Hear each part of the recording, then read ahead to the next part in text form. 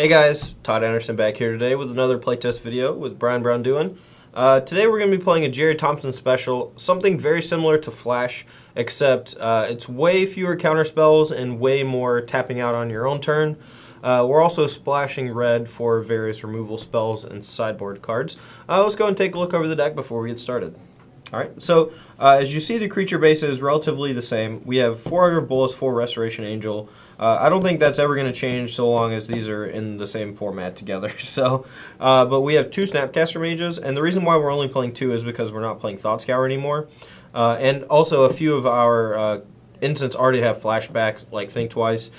So we don't have a ton of cards to flashback with Snapcaster Mage, which is why we're only playing 2. You don't really want to draw too many when you're not playing Thought Scour, so that's why we only have 2 of them. We have 1 Drogskell Reaver main deck as a big finisher, something to try to draw into. Along with like the Rune Tender's Pike, it's pretty insane, but even just by itself, it doesn't die to Celestian Charm, doesn't die to Ultimate Price, and the only cards in the format that really kill it are like Wrath Effects, Detention Sphere, so there's not a whole lot of ways to actually deal with them, which is nice. We have 4 Pillar, Flame 4, Azorius Charm as our main forms of spot removal. These work pretty well with the Snapcaster Mage. We have 2 Supreme Verdicts and a Bonfire of the Damned as our Wrath effects. The concession I was making to Jerry is that he wanted to play Bonfire main deck because you get into a lot of situations against green-white where you just want to sweep the board on like turn 5 or 6. And Bonfire is a pretty awesome way to do that while also keeping your creatures alive. Whereas Supreme Verdict, unfortunately, kills off all of your blockers. We have 4 counter spells in the deck and then more in the sideboard, but we have 2 Dissipate, a Rewind, and 1 Essence Scatter. I think the 1 Essence Scatter is probably better than the 1 Syncopate, and that was the one I was flip-flopping back and forth on.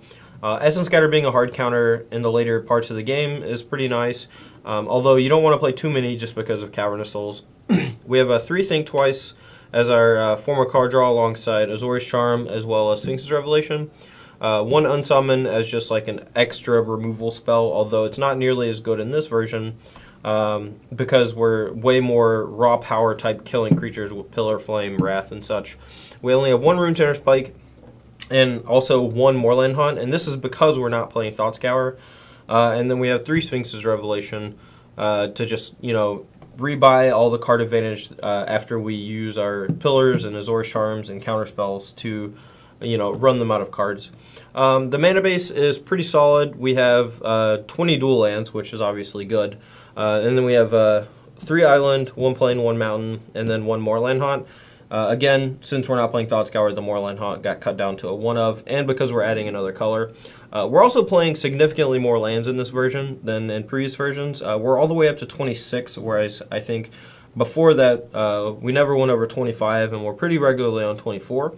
But I felt like with the lack of Thought Scour, Jerry agreed that having more lands and less cantrips was probably better for a control deck. So, alright guys, well that's the main deck. Let's go ahead and take a look at the sideboard.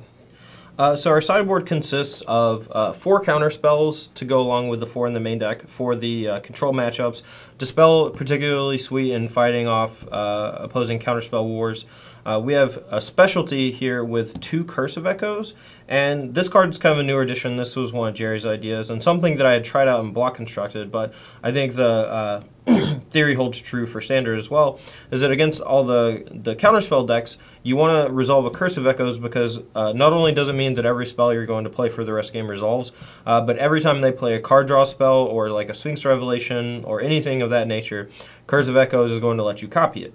Now, if they play Sphinx's Revelation for like, you know, X, and then you draw into a counterspell, you get to resolve yours first, draw the counterspell, and then counter theirs. So, Curse of Echoes I think is going to be pretty sweet for the mirror and against decks like Bant.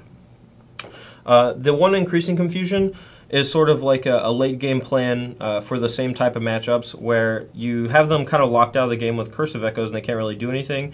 But since you're drawing more cards in them, sometimes you'll actually just end up, you know, coming close to decking yourself, and that's where Increasing Confusion comes into play. Like, you get to the point where you both have like 15 lands in play or something, you can just mill them for like 10 to 14, and then on the next turn just do it for like 28 or 30 or whatever. So the 1 Increasing Confusion, since the games go pretty long, is nice.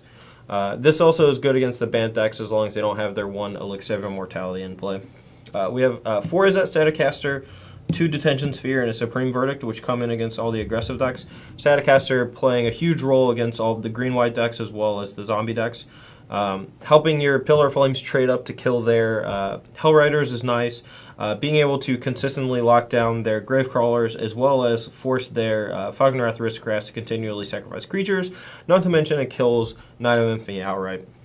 And then we also have a Drog Skull Reaver number 2 that comes in against most of the aggro decks. Again, doesn't die to Selesnya Charm or Ultimate Price, which makes it a pretty gigantic threat against a lot of those like token-based green, white, black decks and things of that nature. So, alright guys, well, that is the red, white, blue control deck. Kind of a flash deck, kind of a tap-out deck. Kind of a hybrid. I like it, but we're going to be playing against black-red zombies in just a moment. Thanks for watching. We'll see you in a second.